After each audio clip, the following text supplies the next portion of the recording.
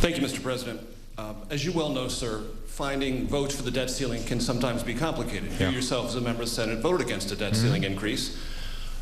And in previous aspects of American history, President Reagan in 1985, President George Herbert Walker Bush in 1990, President Clinton in 1997, all signed deficit reduction deals that were contingent upon or in the context of raising the debt ceiling.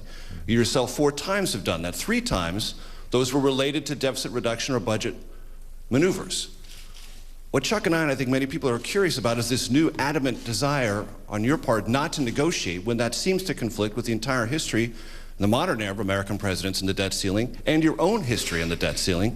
And doesn't that suggest that we are going to go into a default situation because no one is talking to each other about how to resolve this?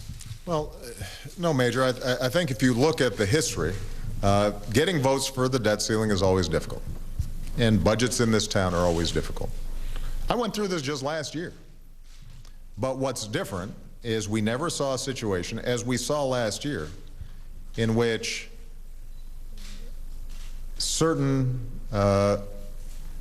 groups in Congress took such an absolutist position that we came within a few days of defaulting.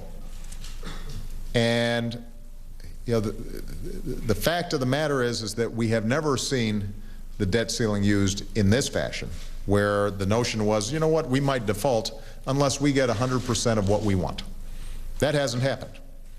Now, as I indicated before, I'm happy to have a conversation about how we reduce our deficits further in a sensible way. Although one thing I want to point out is that the American people are also concerned about how we grow our economy, how we put people back to work, how we make sure that we finance our workers getting properly trained and our schools are giving our kids the education we deserve. There's a whole growth agenda which will reduce our deficits that's important as well. But what you've never seen is the notion that has been presented so far, at least, by the Republicans, that deficit reduction will only count spending cuts, that we will raise the deficit or the debt ceiling dollar for dollar on spending cuts.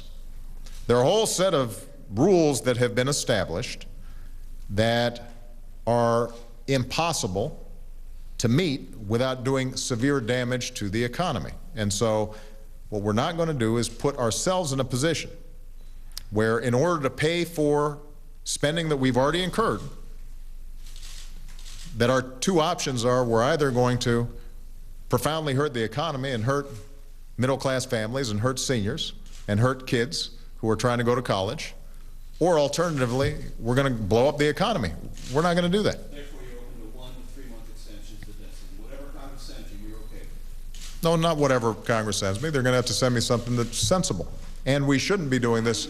We shouldn't be doing this on a 1 to 3 month time frame. Why would we do that? This is the United States of America, Major. We can't manage our affairs in such a way that we pay our bills and we provide some certainty in terms of how we pay our bills? Hey, look, I don't think anybody would consider my position unreasonable here. I have. Why does it presuppose the need to negotiate and talk about this on a daily basis? Because the default is the biggest threat to the U.S. economy. Why not talk about it? Major, I am happy to have a conversation about how we reduce our deficits. I'm not going to have a monthly or every 3 months conversation about whether or not we pay our bills, because that in and of itself does severe damage. Even the threat of default hurts our economy. It's hurting our economy as we speak. We shouldn't be having that debate. If we want to have a conversation about how to reduce our deficit, let's have that.